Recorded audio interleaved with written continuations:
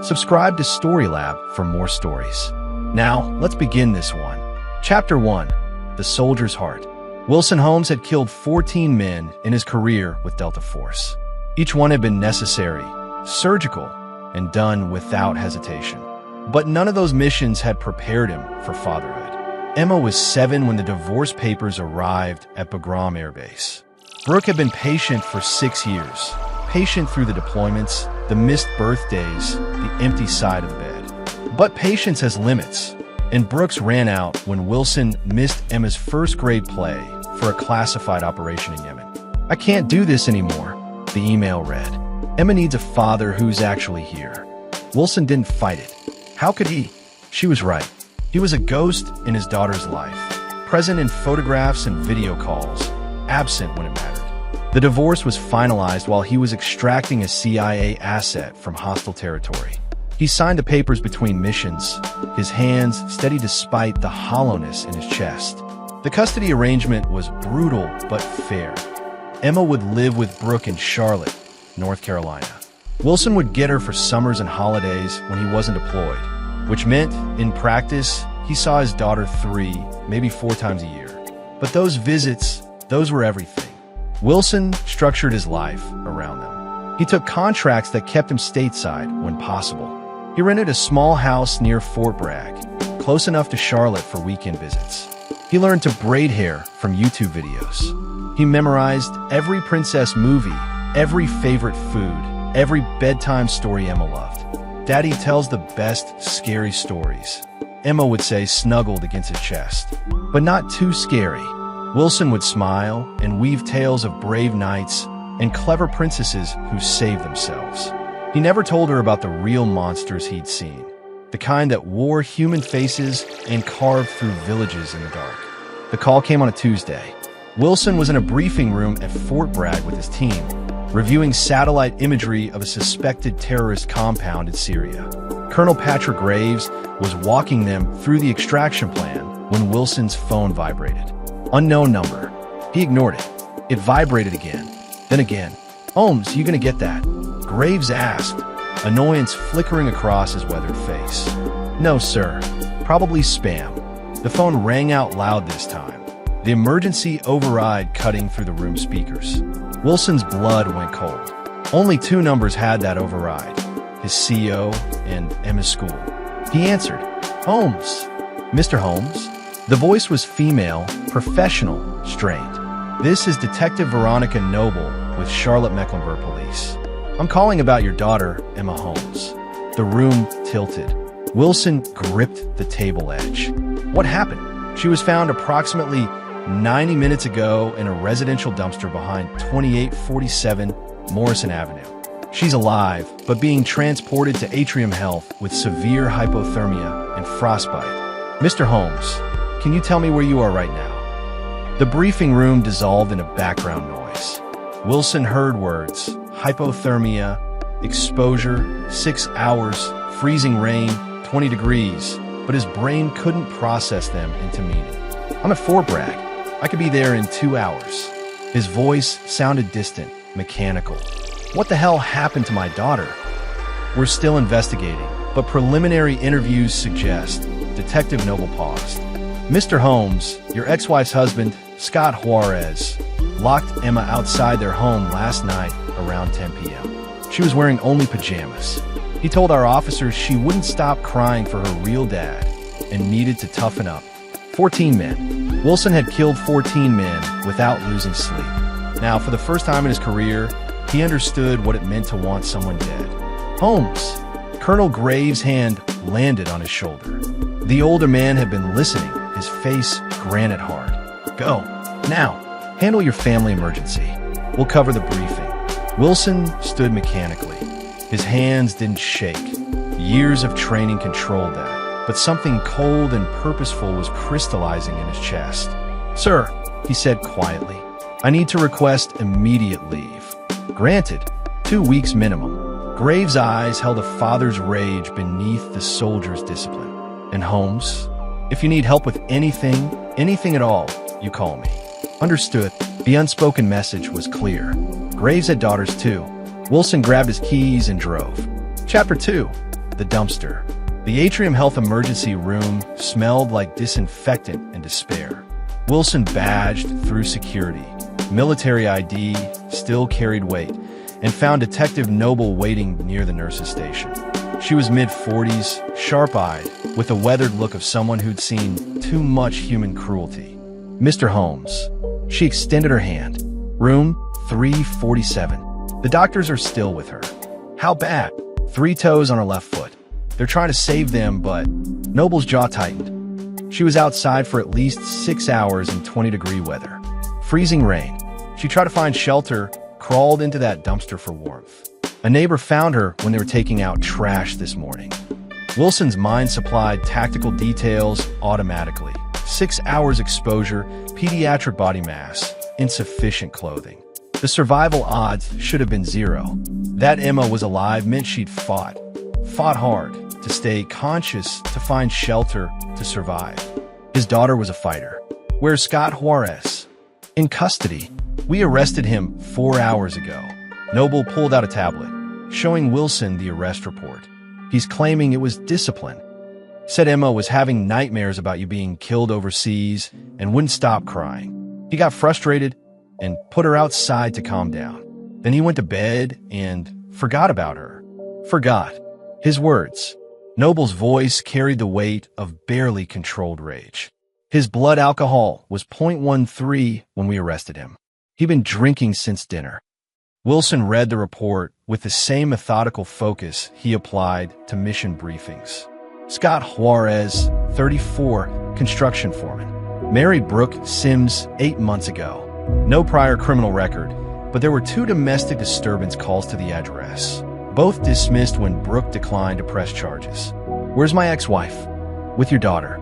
She's been here since we called her." Noble hesitated. "Mr. Holmes, I should tell you, Mrs. Juarez claims she didn't know Emma was outside. She'd taken sleeping pills and didn't hear anything. We're still investigating whether there's any liability on her part." Wilson said nothing. His mind was already working through scenarios, probabilities, patterns of abuse. He didn't just lock a child outside in freezing weather without a history. This wasn't spontaneous cruelty. This was escalation. "I need to see my daughter." Noble led him through the sterile corridors. Through the window of room 347, Wilson saw Brooke sitting beside a hospital bed, her face buried in her hands. Even from here, he could see she'd aged years and months. Her blonde hair, once carefully maintained, hung limp and unwashed. She lost weight. The woman he'd married, vibrant, laughing, full of life, had hollowed into something brittle and haunted.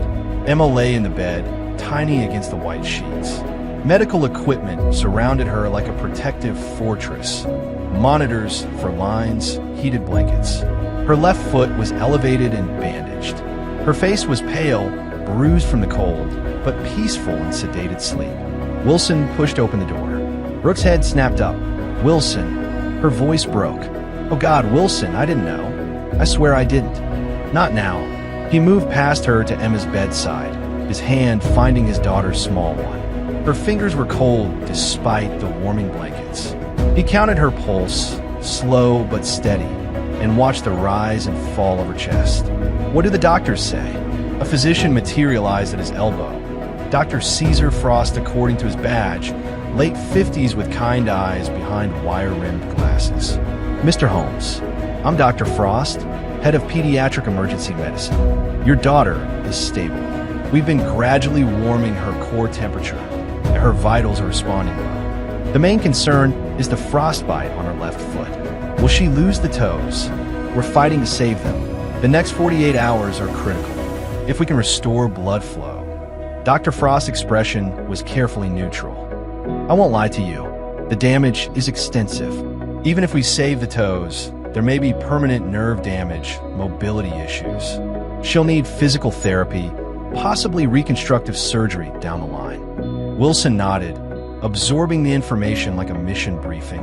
"When can I talk to her?" "She'll be unconscious for several more hours. We've sedated her for the pain." Dr. Frost hesitated. "Mr. Holmes, your daughter is incredibly brave. When the paramedics found her, she was conscious and coherent. She told them her daddy was a soldier and that soldiers don't give up. She said you taught her that. Something cracked in Wilson's chest. Something he'd kept carefully armored for years. He looked down at Emma's peaceful face and saw himself in her jaw, her nose, the stubborn set of her mouth, even in sleep. She's right, he said quietly. Soldiers don't give up. Behind him, Brooke was crying softly. Wilson didn't turn around. Chapter 3, The Investigation.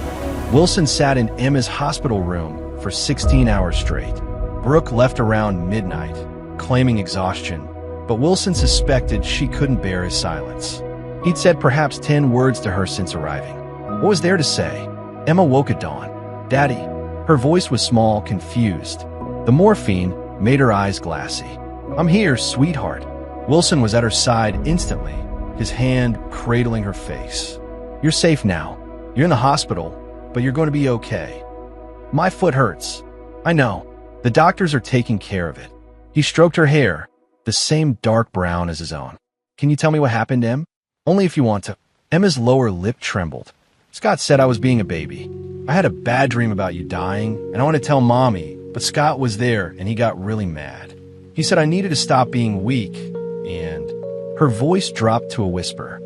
"He dragged me outside and locked the door. I knocked and knocked, but nobody came." "How long were you out there?" "I don't know. Forever. It was so cold, Daddy. I tried to stay warm like you taught me. I curled up in a ball and kept moving my fingers and toes, but then I couldn't feel them anymore. And it started raining, and I was so cold, and..." She was crying now, the tears cutting through Wilson's armor like shrapnel. "I found a big trash can and climbed inside because it was a little warmer, and I thought if I just waited, maybe Mommy would remember me and come get me. But she didn't, and..." "Chill. It's okay. You did everything right, Em. You survived. That's what matters." Wilson pulled her carefully into his arms, mindful of the 4 lines. "You're the bravest person I know." Scott said I wasn't brave. He said brave kids don't cry. Wilson's voice went flat. "Scott is wrong. Brave people feel afraid and do the right thing anyway. You survived something that would have killed most adults. That's brave." Emma clutched his shirt. "Are you going to leave again?" "Not for a long time, sweetheart. I promise." Detective Noble appeared in the doorway an hour later. She waited until Wilson had settled Emma back into sleep before gesturing him into the hallway. "We need to talk about next steps," she said quietly. "Scott Juarez was arraigned this morning. He's being charged with felony child abuse and reckless endangerment. The DA is pushing for attempted murder, but that's harder to prove. His lawyer is arguing it was negligent discipline, not intentional harm." "What's his bail?" "Set at $500,000. His parents are trying to raise it now." Noble's expression darkened. "Mr. Holmes, I need you to understand. Even with the charges, even with Emma's testimony, the system moves slowly, and defense attorneys are good at creating reasonable doubt. He was drunk. He made a mistake. He never intended serious harm. That narrative plays well to juries." Wilson absorbed this with the cold calculation of an operator receiving bad intel. "What's your assessment?" "Honestly, he'll plead down. Maybe do 3 to 5 years, out in 2 on good behavior.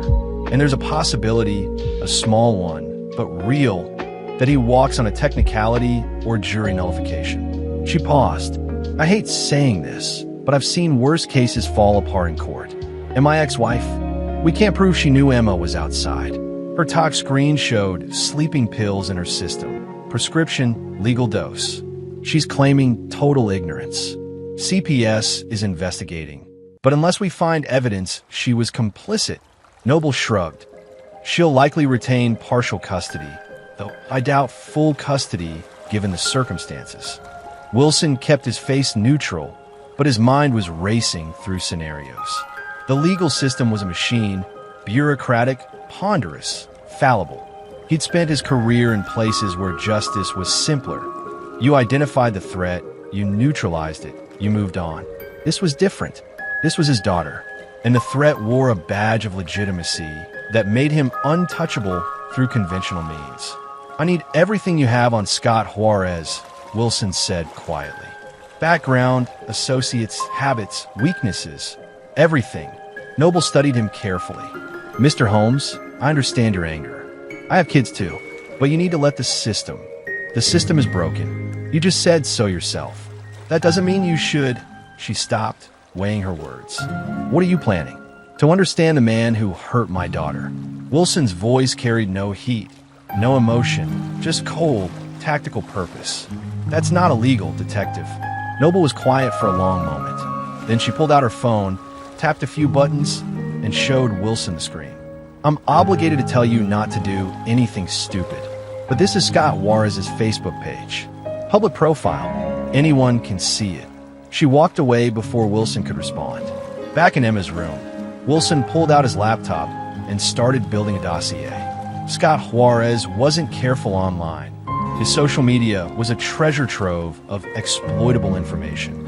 Photos at his regular bar, check-ins at the construction sites where he worked, complaints about his boss, boasts about his truck. A pattern emerged.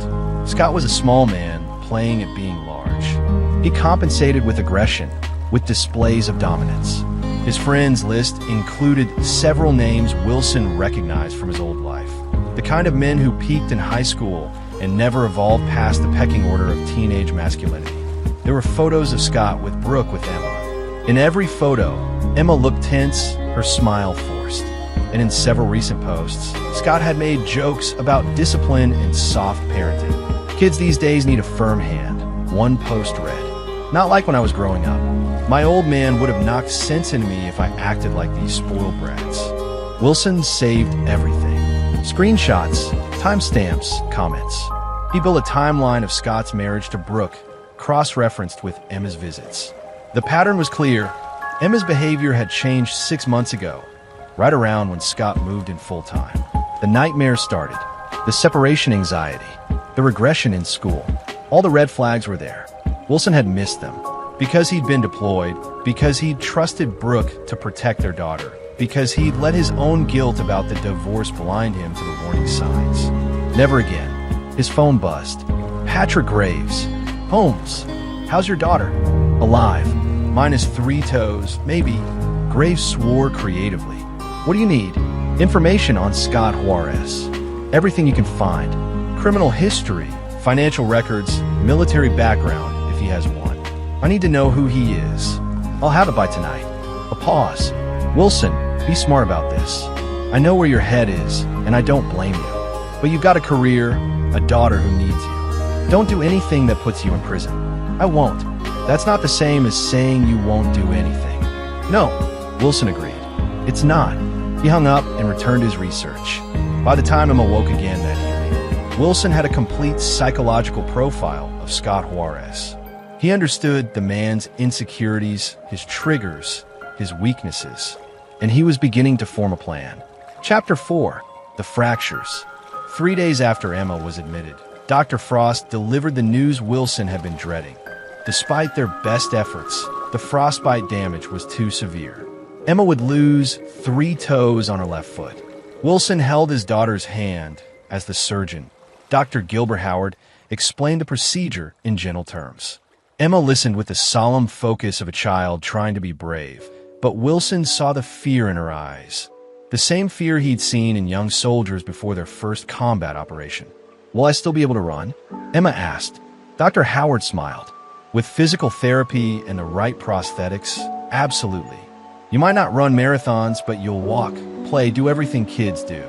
You'll just have a cool story about how tough you are." Emma looked at Wilson. "Like your scars, Daddy?" "Exactly like my scars, sweetheart." The surgery was scheduled for the following morning.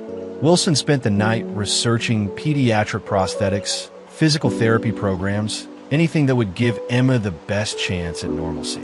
But normalcy felt like a distant country now, a place they'd been exiled from the moment Scott Juarez had locked a crying child outside in freezing rain. Patrick Graves arrived at dawn with a thick manila folder. They met in the hospital cafeteria, away from Emma's room. Graves looked like he hadn't slept, his usual military precision softened by exhaustion and anger. "This is everything I could dig up on Scott Juarez," Graves said, sliding the folder across the table. "And Holmes, it's not pretty." Wilson opened the folder. Inside was a comprehensive dossier. Scott's employment history, spotty, with 3 terminations for attitude problems. His credit report, maxed out cards and defaulted loans. his military record, enlisted in the army, discharged after 2 years for insubordination, and something else. Police reports. Not arrests, just reports. He's got a history, Graves said quietly. 2 ex-girlfriends filed restraining orders. One claimed he shoved her during an argument. Another said he threatened her cat when she tried to break up with him. Neither pressed charges. Both orders were temporary and expired. Wilson flipped through the reports, his jaw tightening. Why wasn't this flagged in the custody arrangement? Because they weren't convictions, just accusations. And Brooke either didn't know or didn't care. Graves leaned forward. There's more. I called in a favor with a buddy at Charlotte PD. Scott's been on their radar for a while. He runs with a group of guys who are, let's call them persons of interest. Suspected involvement in a bar fight that put someone in the hospital, some questions about stolen construction equipment. Nothing that stuck, but a pattern. Associates? 3 main ones. Jordan Lambert, Maurice Sheldon, and Art Griffin. Lambert's got a record, assault and battery. Served 18 months. Sheldon's clean on paper, but known to sell prescription pills on the side. Griffin is the muscle. They call themselves the Crew, which tells you everything about their maturity level. Wilson studied the photos clipped to the reports. Jordan Lambert, early 30s, gym rat build, the kind of guy who wore too tight shirts to show off mediocre muscles. Maurice Sheldon, late 20s, weasel-faced, always smiling. Art Griffin, massive, 6'5" and pushing 300 pounds, with a flattened nose from too many fights. They're Scott's backup, Wilson said. His validation. Men like him need an audience. Exactly. And they're loyal, stupid loyal. Graves tapped Griffin's photo. This guy in particular. He and Scott go way back. Elementary school friends. Griffin would take a bullet for Scott, not because Scott's worth it, but because Griffin's never had another friend. Wilson filed the information away. In Delta, you learn to identify social structures quickly. Who led, who followed, who could be turned. This was just another kind of tactical assessment. What are you thinking? Graves asked carefully. I'm thinking the system is going to fail, Wilson said. Scott's lawyer will play the sympathy card. He's a working man, made a mistake, deeply regrets it. They'll paint Emma as a difficult child, claim Scott was overwhelmed. With his lack of priors, he'll plead down, do minimal time, and be back on the streets while Emma's still learning to walk without 3 toes. Probably. That's not acceptable. Graves was quiet for a long moment. Then, I'm going to say something as your friend, not your CO. Whatever you're planning, make sure you can live with it. Make sure Emma can live with it. Because revenge feels good in the moment, but it has a cost. I know. Do you? Because I've seen good men destroy themselves chasing payback. I've seen them cross lines they can't uncross. And I've seen their families pay the price. Graves' eyes were hard. Your daughter needs you, Wilson. More than she needs revenge. Wilson met his gaze. What if she can have both? Emma's surgery lasted 4 hours. Wilson spent them in the waiting room, reading through the dossier again and again, memorizing details. When Dr. Howard finally emerged, looking tired but satisfied, Wilson forced himself to focus. The surgery went well. We removed the damaged tissue and shaped the remaining bone structure. She'll need several weeks of recovery before we can fit her for a prosthetic, but there were no complications. Thank you. Mr. Holmes, I need to tell you something. Dr. Howard glanced around the empty waiting room. I've been practicing pediatric medicine for 27 years.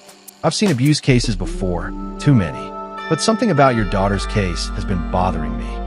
Go on. The frostbite pattern. It's consistent with prolonged exposure. But there are also bruises on her arms and shoulders that weren't from the cold. Old bruises mostly healed. And when we examined her more thoroughly, we found evidence of previous trauma. Small fractures that healed on their own, never treated. Defensive wounds on her forearms. Wilson's hands curled into fists. You're saying this wasn't the first time. I'm saying someone has been hurting your daughter for a while, and the night in the cold was just the incident that couldn't be hidden. Dr. Howard's voice was tight with anger. I've documented everything for CPS and the police. But Mr. Holmes, between you and me, I have a daughter too. If someone did this to her, I want to kill them. So would I, Wilson said quietly. After Dr. Howard left, Wilson sat alone in the waiting room and and let the rage simmer. Not the hot, explosive rage of impulse. That was for amateurs. This was the cold, calculated fury of a professional operator who'd just identified his target and begun mission planning. Scott Juarez had been hurting Emma for months. Brooke had either known and done nothing, or been too medicated and beaten down to notice. The system would give Scott a slap on the wrist, and Emma would grow up knowing her father had let it slide. That was unacceptable. Wilson pulled out his phone and made a call. Detective Noble, it's Wilson Holmes.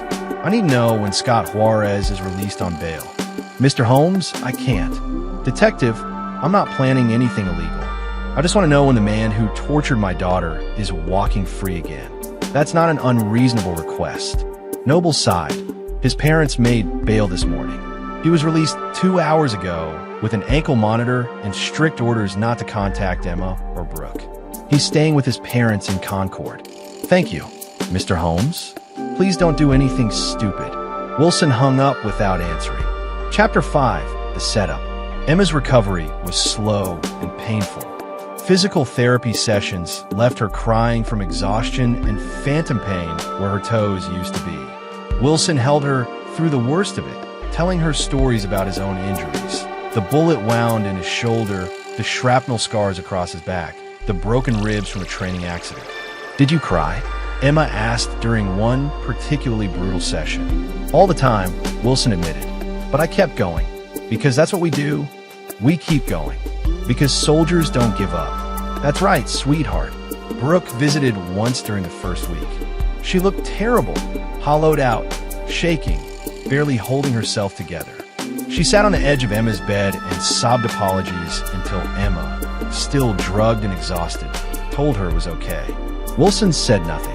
He simply watched his ex-wife fall apart and felt nothing. No sympathy, no anger. Just cold assessment.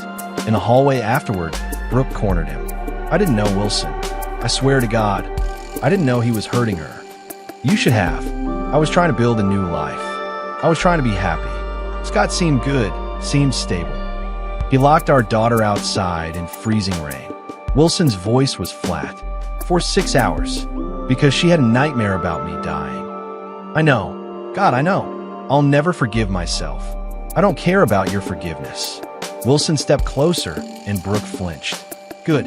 What I care about is making sure Emma never has to see Scott Juarez again. Which means I need you to do exactly what I say. What do you mean? The DA is building a case. Scott's lawyer is going to paint you as complicit, claim you knew about the abuse, enabled it. That's a problem for custody. But if you cooperate fully, if you testify against Scott with absolute conviction, you'll keep Emma part-time. Understand? Brooke nodded frantically. I'll do anything. Whatever it takes. Good. Because if I find out you're protecting Scott in any way, if you lie for him, if you minimize what he did, I will make sure you never see Emma again. It was a hollow threat. Wilson had no legal standing to enforce it. But Brooke didn't need to know that. While Emma healed, Wilson executed phase 1 of his plan. Patrick Graves had given him more than just a dossier. He'd given him access. Military intelligence had ways of obtaining information that civilian investigators couldn't touch. Credit card records, phone logs, GPS data from Scott's truck. All technically illegal to access without a warrant, but Graves had friends in dark corners. Wilson spent 2 weeks studying Scott's patterns. The man was a creature of habit. Every Tuesday and Friday night, he went to a bar called the Iron Horse in Concord. He always arrived around 8 p.m., always stayed until midnight, always drank exactly 6 beers and 2 shots of whiskey. Jordan Lambert and Maurice Sheldon usually joined him. Art Griffin was there less frequently, but always on Fridays. Scott was also stupid. Despite his ankle monitor and court orders, he'd been posting on social media about the witch hunt against him. He'd been texting his friends about how Emma was a drama queen, and the whole thing was blown out of proportion. He'd been planning his defense. Claim Brooke was the real abuser. Claim Emma was lying for attention. Claim he was being railroaded by an ex-husband with military connections. Every text, every post, every call was being logged and saved. On a cold Thursday in late March, Wilson drove to Concord. He didn't go to the Iron Horse. That would be too obvious. Instead, he visited Scott's parents' house, a small ranch-style home in a working-class neighborhood. Scott's truck was in the driveway. Wilson knocked. The woman who answered was in her 60s, worn down by life but still defiant. "Can I help you? Mrs. Juarez? I'm Wilson Holmes, Emma's father." Her face hardened. "You need to leave. Now. I just want to talk. 5 minutes. Please."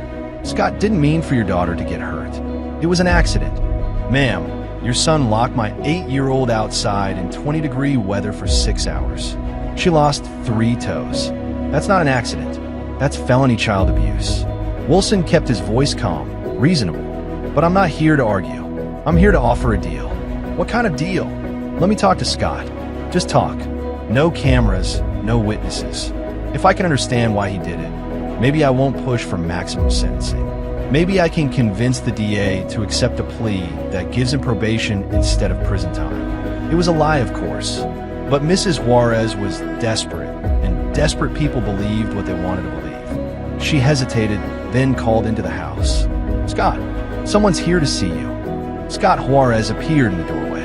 He was smaller than Wilson expected, maybe 5'10", 170, with a beer gut and thinning hair. His face was flushed from drinking, and his eyes held the belligerent glare of a man who knew he'd screwed up but refused to admit it. "What the hell do you want?" "To talk," Wilson said calmly. "Man to man." Scott snorted. "I got nothing to say to you." "Then listen, because I'm going to explain exactly how this is going to go." Wilson stepped closer, his voice dropping. "The DA has you on felony child abuse. They're pushing for attempted murder. You're looking at 20 years minimum. Your lawyer is going to try to plead it down, but the evidence is overwhelming. You'll be lucky to get 5 years, and you'll serve every day of it because no parole board looks kindly on child abusers." "Bullshit. I didn't try to kill anyone. It was discipline that got out of hand. You left my daughter outside to freeze to death. She lost 3 toes. Permanent nerve damage. Years of physical therapy. Medical bills in the hundreds of thousands." Wilson's voice remained conversational, almost friendly. "But here's the thing. I'm not interested in you rotting in prison.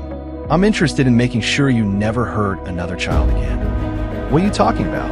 Wilson pulled out his phone and showed Scott a photograph. Emma in her hospital bed, her bandaged foot elevated, her face pale and drawn. "This is what you did. Look at it." Scott glanced at the photo and looked away. "Accident. I didn't mean..." "You meant it. You were angry because she loved her father more than she'd ever loved you, and you wanted to punish her for it. You wanted to break her." Wilson leaned in. "But you failed. She's tougher than you'll ever be. Get off my property. I'm going." "But Scott, I want you to know something." Wilson smiled, a cold, predatory expression. "I've spent 15 years hunting bad men in the worst places on earth. I've found people who thought they were untouchable, and I've made them disappear. You think an ankle monitor in your mommy's house are going to protect you?" Scott's face paled. "You threatening me?" "No, just explaining reality." Wilson turned to leave, then paused. "Oh, and Scott, be careful at the Iron Horse tomorrow night. You never know who might be watching." He walked away, leaving Scott standing in the doorway, fear finally creeping into his eyes. Phase 1 complete. Chapter 6, The Pressure. The night after Wilson's visit, Scott Juarez got drunk at the Iron Horse and made a mistake. He called Brooke. It violated his restraining order. It violated his bail conditions. And more importantly, it gave Wilson the leverage he needed. Detective Noble called Wilson the next morning. Scott contacted Brooke last night. Drunk dialing, made some threats about custody and the trial. "We got him on a recorded line." Brooke filed the report immediately. The DA is moving to revoke his bail.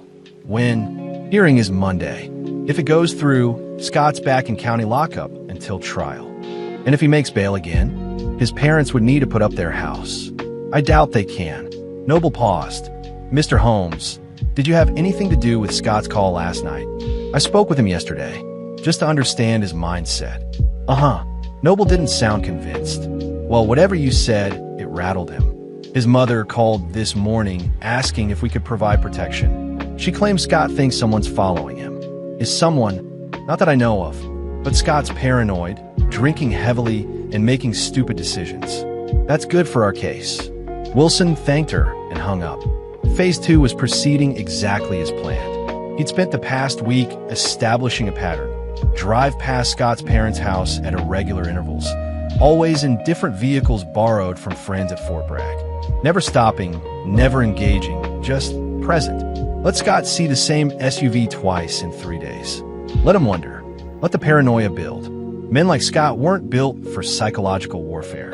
They were bullies accustomed to intimidating weaker targets. When confronted by someone who didn't flinch, who stared back with cold calculation, they broke. And Scott was breaking beautifully. Patrick Graves called that afternoon. I heard about Scott's phone call. You're playing with fire, Wilson. I'm just helping the legal system do its job. By psychologically torturing a suspect? That's not how this works.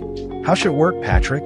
Scott abuses my daughter for months, nearly kills her, and he gets to sit in his parents' house drinking beer while Emma learns to walk again without 3 toes. Wilson's voice was hard.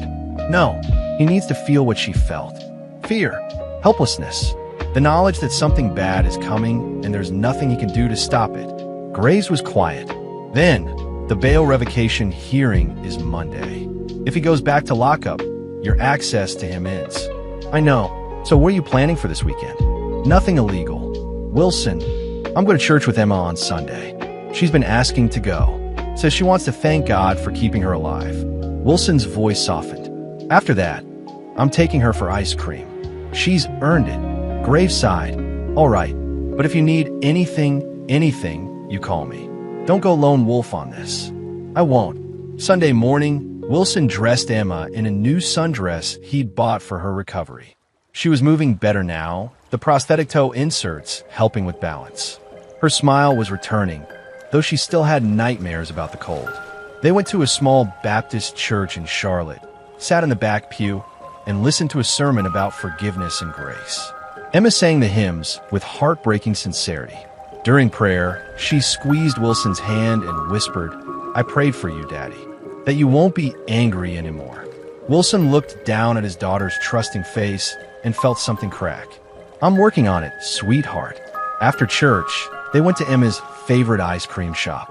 She got chocolate with rainbow sprinkles and talked about school, about her friends, about the puppy she wanted when they got a house together. Can we really live together, Daddy? Like all the time. I'm working on it. I put in for a permanent transfer to Fort Bragg. No more deployments. I'll be here. Emma's smile could have lit up the world. That afternoon, while Emma napped, Wilson made a call to Art Griffin. He'd gotten Griffin's number from the dossier. The big man answered on the 3rd ring, his voice suspicious. Yeah, Art Griffin. Who's asking? My name's Marcus, Wilson lied smoothly. I'm a friend of Jordan Lambert's.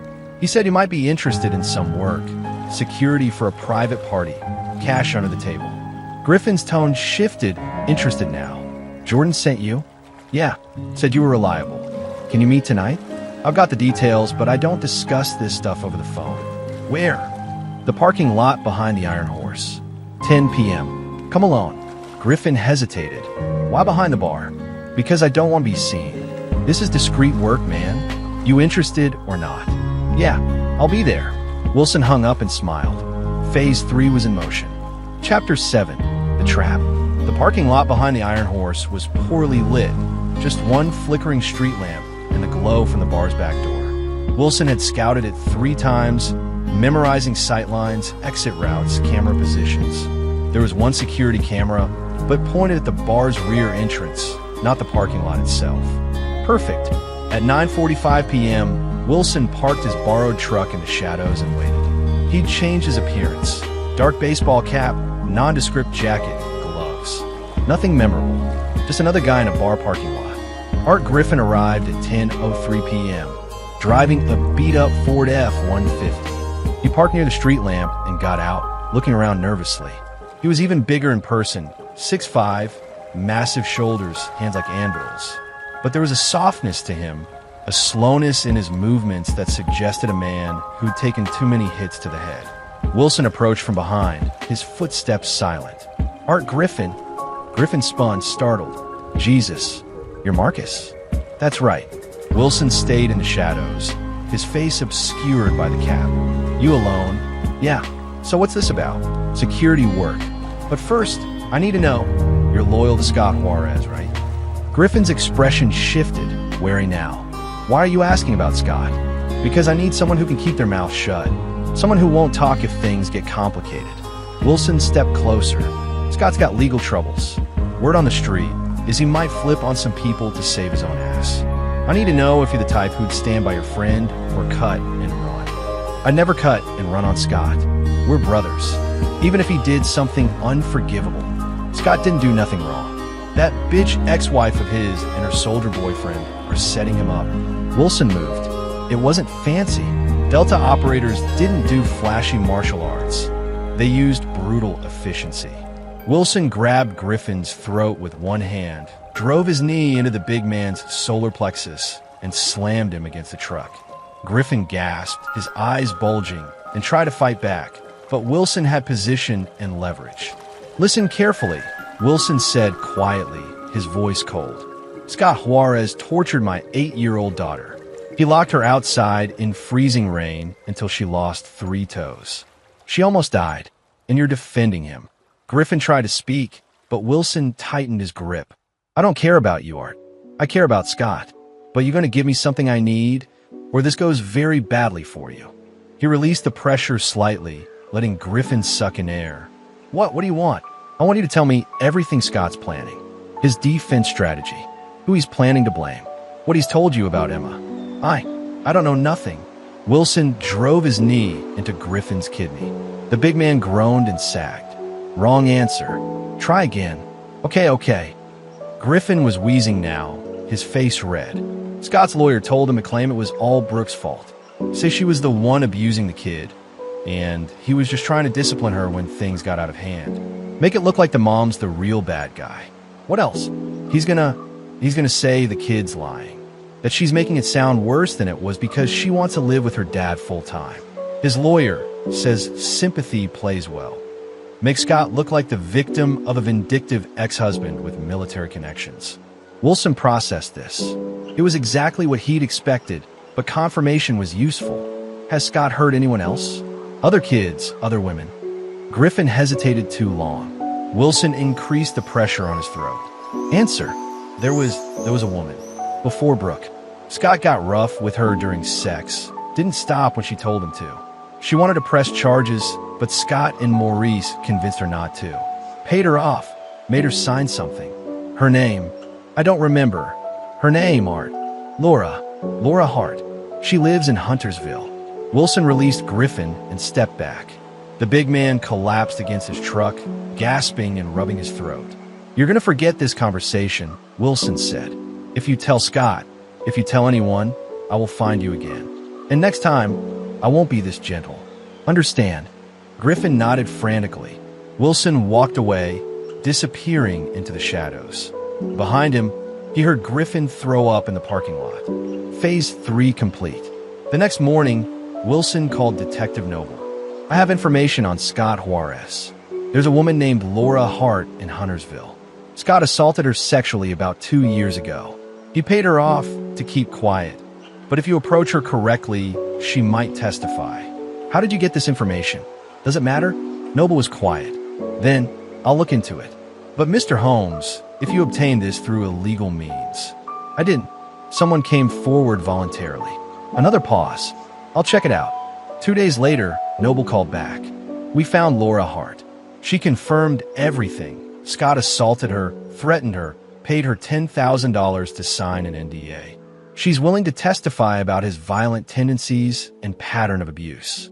This changes everything. The DA is pushing for attempted murder charges to stick now. Good. Mr. Holmes, I don't know how you found her, but thank you. Wilson hung up and allowed himself a small smile. The net was tightening. Chapter 8, The Reckoning. The trial began in late April. Scott Juarez sat at the defense table, his cheap suit doing nothing to hide the fear in his eyes. His lawyer, a public defender named Carol Jenkins who looked like he'd rather be anywhere else, tried to project confidence, but everyone in the courtroom could feel the weight of the evidence. Wilson sat in the gallery with Emma, who'd insisted on attending despite his reservations. She wore a leg brace now, the prosthetic toes hidden beneath a small shoe. She held Wilson's hand tightly throughout the proceedings. The prosecution went first. The DA, a sharp woman named Constance Valles, laid out the case with surgical precision. Emma's testimony about being locked outside, the medical evidence of prolonged exposure and previous abuse, Scott's own admission to police that he'd forgotten about Emma, the blood alcohol level indicating severe intoxication. Then came the witnesses. Dr. Frost testified about the frostbite damage, the old fractures, the pattern of abuse. Dr. Howard corroborated with his own findings. Detective Noble presented the investigation timeline, the evidence collected from Scott's home and phone. And then Brooke took the stand. She looked terrible, fragile, hollowed out, a ghost of the woman Wilson had married. But her testimony was devastating. She described Scott's temper, his drinking, his escalating anger toward Emma. She admitted she'd been blind, too medicated to see what was happening, too afraid to confront Scott. He told me Emma needed discipline. Brooke said, her voice breaking, "That was too soft on her. I believed him because I wanted to believe him, because I thought he loved me. But he didn't love me. He was using me to control my daughter." The defense tried to paint Brooke as complicit, but it didn't stick. The jury saw a broken woman who'd made terrible choices, but who genuinely hadn't known the extent of Scott's abuse. Then Laura Hart testified. She described Scott's assault in clinical detail, how he'd ignored her pleas to stop, how he'd threatened her afterward, how he'd paid her to stay silent. The jury listened in horror. By the time she finished, Scott's face was ashen. Carol Jenkins tried to discredit her, suggesting she was motivated by money or revenge, but Laura held firm. "I'm here because a little girl almost died from the same cruelty I experienced. If I can stop him from hurting anyone else, then speaking up is worth it." The courtroom was silent. On the fourth day, Emma testified. Wilson had tried to shield her from this, but the DA insisted her testimony was crucial. Wilson sat in the gallery, his hands clenched, as his daughter took the stand and described the worst night of her life. She was poised, brave, heartbreaking. She told the jury about the nightmares, about crying for her daddy, about Scott's rage. She described the cold, the fear, the desperate scramble to find shelter in the dumpster. "I thought I was going to die," she said quietly. "But my daddy taught me that soldiers don't give up. So I didn't give up." When Jenkins cross-examined her, trying to suggest she'd exaggerated or misunderstood, Emma looked him dead in the eye and said, "I know what happened. I was there. You weren't." The jury believed her. Closing arguments came on day 6. Constance Valles delivered a blistering summation. Scott Juarez locked an 8-year-old child outside in freezing temperatures because she loved her father. He left her to die. That's not discipline. That's attempted murder. Jenkins tried to argue reasonable doubt, painting Scott as a flawed man who made a terrible mistake, but it was weak. The evidence was overwhelming. The jury deliberated for 3 hours. Guilty on all counts: felony child abuse, reckless endangerment, attempted murder. Scott collapsed in his chair, sobbing. His mother wailed from the gallery. Wilson felt nothing, just cold satisfaction. Sentencing was scheduled for 2 weeks later. During those 2 weeks, Wilson executed the final phase of his plan. He'd been patient, careful, methodical. The trial had been necessary. Emma needed to see the system work, needed to believe justice was possible.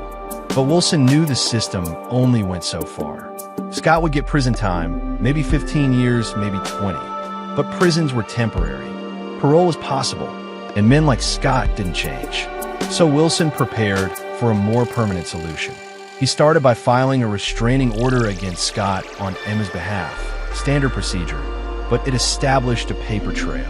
Then he arranged for Emma to start weekly therapy sessions with a trauma specialist. More paper trail, more documentation of Scott's impact. And then he made a call to Jordan Lambert.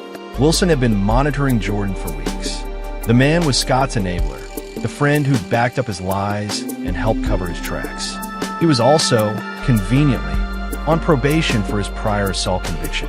One more strike, and he'd be back in prison. Wilson met Jordan in a parking garage in downtown Charlotte. "Who the hell are you?" Jordan demanded, his gym rat bravado thin over obvious nerves.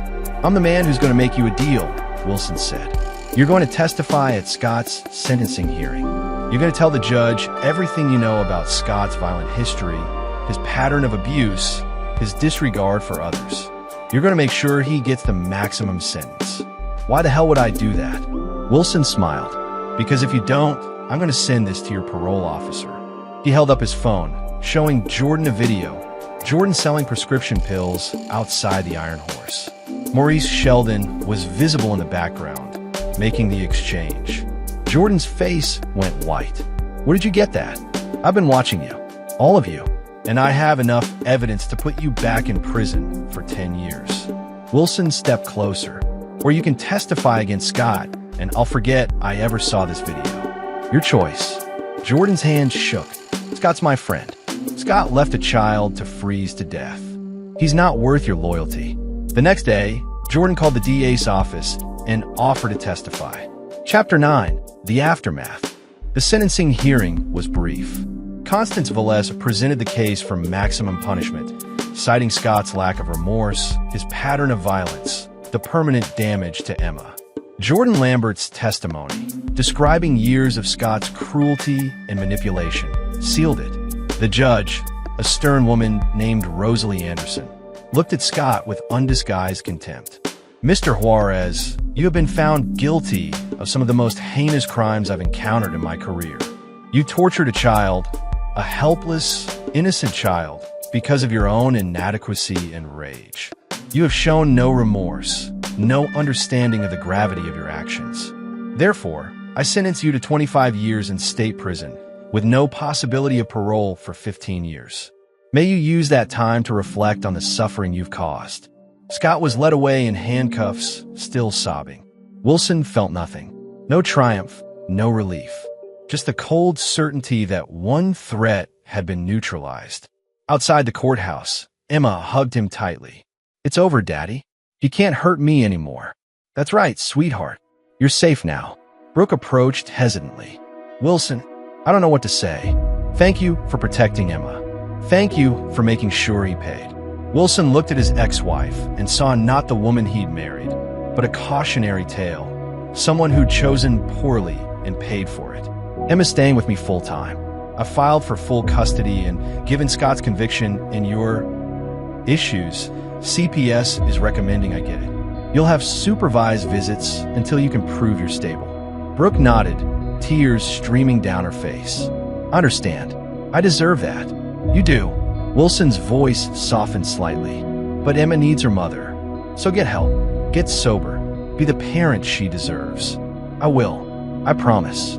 Over the following months, Wilson rebuilt his life around Emma. He retired from Delta Force, took a position as a tactical instructor at Fort Bragg. Good pay, regular hours, no deployments. He bought a house in Charlotte with a yard for the puppy Emma wanted. He attended every physical therapy session, every doctor's appointment, every school event. Emma healed slowly. The physical scars, the missing toes, the frostbite damage would never fully disappear. But the psychological scars faded with time, therapy, and the steady presence of a father who would never leave her again. 6 months after the trial, Wilson got a call from Detective Noble. I thought you want to know, Scott was attacked in prison last week. Some kind of altercation with another inmate. He's alive, but he's in medical lockup with a broken jaw and 3 cracked ribs. Wilson was silent. The guards are investigating, but these things happen, especially to child abusers. Prisons have their own justice system. I see. Mr. Holmes, did you have anything to do with this? How could I? I'm just a father taking care of his daughter. Noble was quiet. Then, however it happened, Scott's parole chances just dropped to 0. With a violent incident on his record, he'll serve every day of that sentence. Maybe more. Good. Yeah, good. Wilson hung up and looked out at the backyard, where Emma was playing with her puppy, a golden retriever she'd named Courage. She was laughing, running awkwardly but determinedly on her prostheticated foot, her dark hair flying in the wind. She'd survived. She'd fought. She'd won. And Wilson had made sure the man who hurt her would never threaten anyone again. Patrick Graves visited one evening, bringing beer and sitting on Wilson's porch as the sun set. You did it, Graves said quietly. Got her daughter back, got Scott locked away for life, and kept your hands clean. Officially. You want to tell me how you arranged that prison beating? Wilson smiled slightly. I have no idea what you're talking about. Graves took a long drink of his beer. You know, when I told you to handle your family emergency, I didn't mean all this. You told me to handle it. I did. You destroyed a man's life. He destroyed himself. I just made sure the consequences stuck. Wilson met Graves' eyes. Emma's safe. That's all that matters. Graves nodded slowly. You're right. That is all that matters. He stood to leave, then paused. You're a good father, Wilson. Emma's lucky to have you. I'm lucky to have her. That night, Wilson tucked Emma into bed and read her favorite story, the one about the brave princess who saved herself. When he finished, Emma hugged him tightly. Daddy, will you ever have to go away again? No, sweetheart. I'm here forever. I promise. Good, because I love you. I love you too, Em. More than anything. Wilson turned off the light and stood in the doorway, watching his daughter sleep peacefully for the first time in months. No nightmares, no fear, just the quiet breathing of a child who felt safe. He'd crossed lines to get here, bent laws, manipulated people, orchestrated violence. By any objective measure, he'd become exactly the kind of threat he'd spent his career hunting. But Emma was safe. And in Wilson's mind, that justified everything. The reckoning was complete, and the soldier's heart, finally, was at peace. This is where our story comes to an end. Share your thoughts in the comments section. Thanks for your precious time. If you enjoyed this story, then please make sure you subscribe to this channel. That would help me a lot. Click on the video you see on the screen, and I will see you there.